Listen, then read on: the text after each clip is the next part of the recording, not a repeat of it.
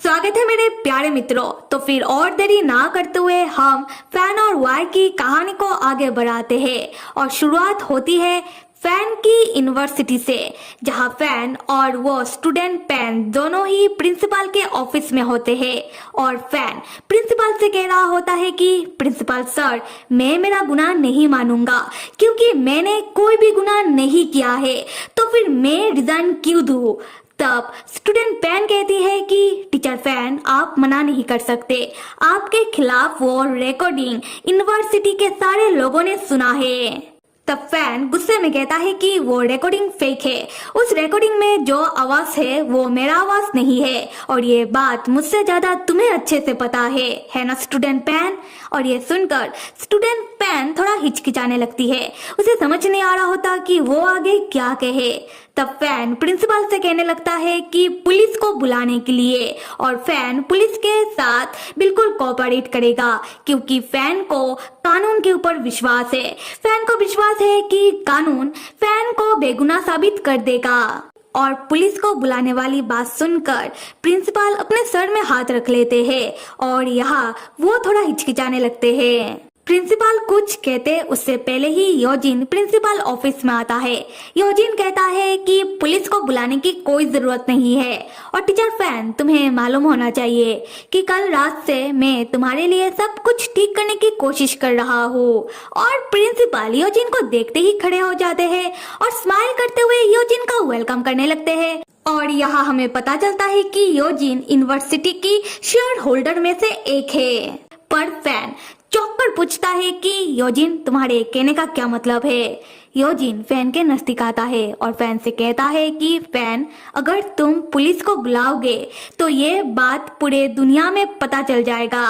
क्या ऐसा करके तुम हमारे यूनिवर्सिटी का पूरे दुनिया के सामने मजाक बनाना चाहते हो। यह सुनते ही फैन को गुस्सा आ जाता है।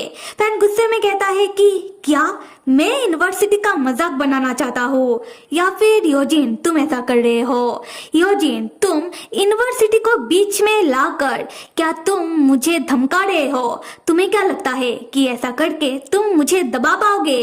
योजिन फैन से कहता है कि क्या मैं तुम्हें धमका रहा हूँ।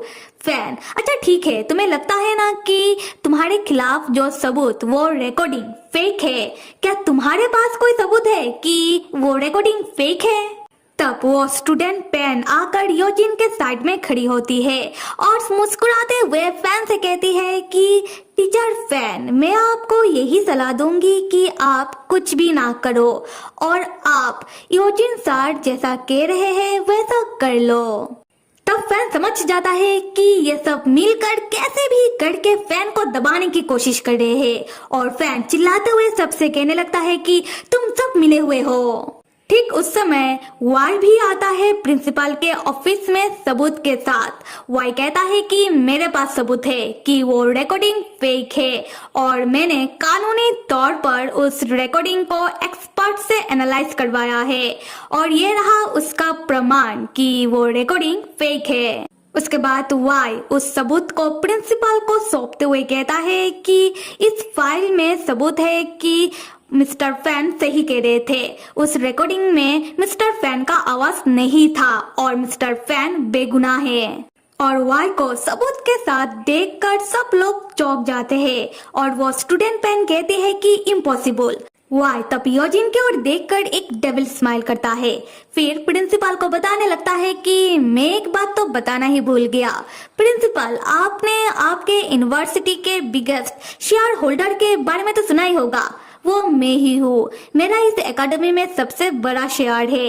तो मिस्टर प्रिंसिपल, आप जो भी फैसला कीजिएगा थोड़ा सोच समझ कर कीजिएगा। उसके बाद वाई फैन का हाथ पकड़ के प्रिंसिपल के ऑफिस से फैन को लेकर बाहर चला आता है और चलते हुए फैन को बताता है कि हमारे लॉयर बोर्ड ने सब कुछ संभाल लिया है, तो अभी हम यहाँ से चलते हैं। फैन वाई को देखकर सेंटी होने लगता है।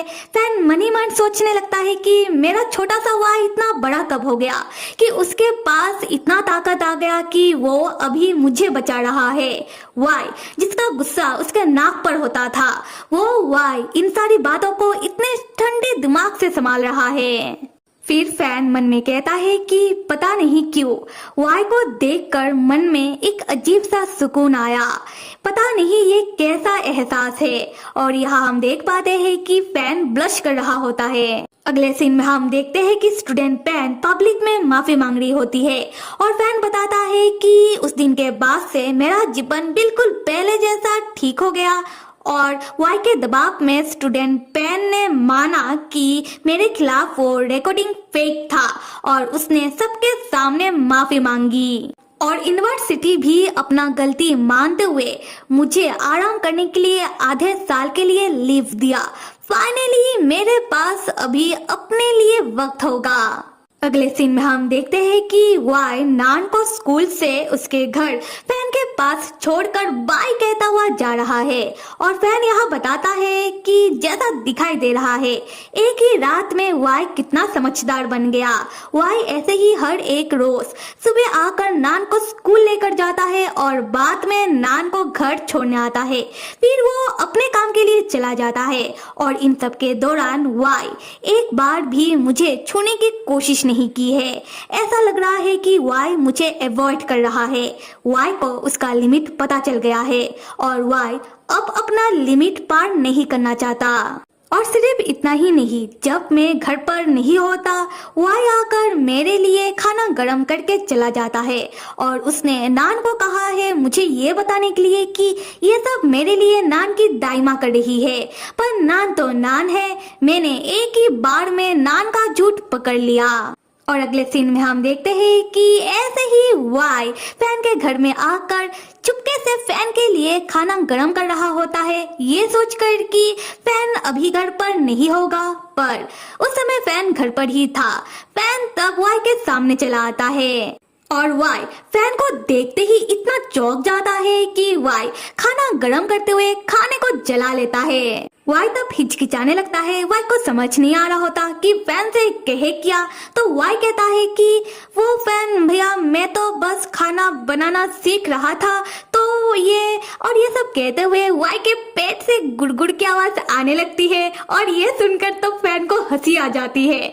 फैन कहता है कि कुछ खाओगे, पर तुमने तो खाना जला दिया। खैर कोई बात नहीं, अभी भी घर में कुछ होगा तो मैं खाना बना देता हूँ। उसके बाद हम फैन को खाना बनाते हुए देखते हैं। वाई फैन से कहता है कि फैन भैया। फैन कहता है कि हाँ बोलो। वाई कहता है कि कुछ भी नहीं, बस याद आ गया कि बहुत दिन हो गया मैंने आपके हाथों का खाना नहीं खाया। फैन कहता है कि हाँ बहुत वक्त तो हो गया है। और वाई अगर तुम बिजी नहीं हो तो तुम हमारे साथ मेरे घर आकर रह सकते हो, पर तुम्हें लिविंग रूम पर ही रहना होगा। देखो वाई, हर एक रोज सुबह सुबह उठकर अपने घर से मेरे घर आना और नान को लेकर स्कूल में छोड़ने जाना, उसके बाद फिर नान को घर पर छोड़ने आना, फिर से जाना, ये सब तुम्हारे लिए बहुत मुश्किल हो रहा होगा।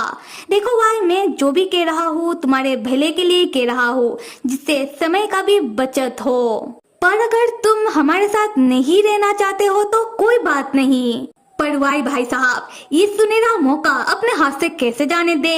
वाई कहता है कि नहीं नहीं, मैं रहना चाहता हूँ, मैं आपके घर पर रहने के लिए तैयार हूँ। फैन कहता है कि अच्छा अच्छा ठीक है। फिर फैन वाई की खुशी गौर से देखने लगता है। फैन मन ही मन सोचने लगता है कि ये लड़का इतनी छोटी सी बात से इतना खुश हो गया। तो मेरे प्यारे मित्रों, इस कहानी का अगला भाग कौन कौन देखना चाहते हो जल्दी से कमेंट में बताओ। Till then stay with me and see you.